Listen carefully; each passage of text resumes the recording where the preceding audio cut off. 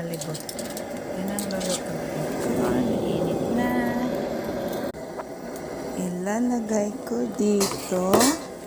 Ayan, meron akong powder. Ano to siya? Ayan, Krispy Kreme.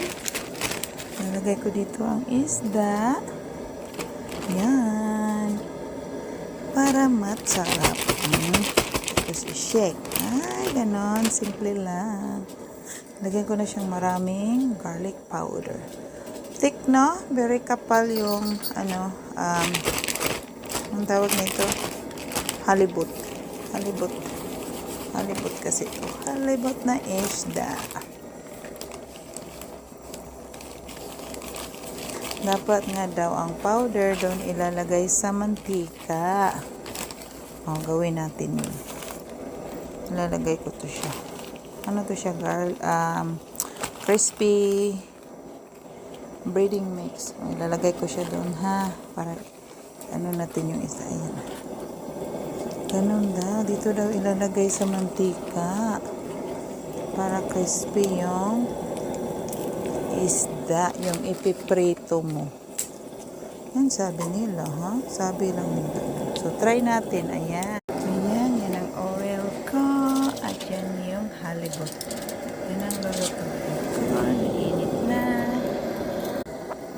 Ilalagay ko dito. Ayan. Meron akong powder. Ano to siya? Ayan. Krispy Kreme. Ilalagay ko dito ang isda.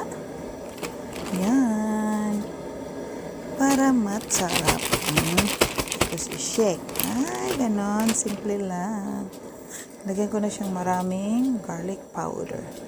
Thick, no? Very kapal yung, ang tawag nito? Halibut. Halibut kasi ito. Halibut na isda. Dapat nga daw ang powder doon ilalagay sa mantika. O, gawin natin yun. Ilalagay ko to siya. Ano to siya, girl? Crispy breading mix. O, ilalagay ko siya doon, ha? Para, natin yung isa. Ayan. Ganun daw. Dito daw ilalagay sa mantika. Para crispy yung isda, yung ipiprito mo. Yan sabi nila, ha? Sabi lang nila. So, try natin. Ayan.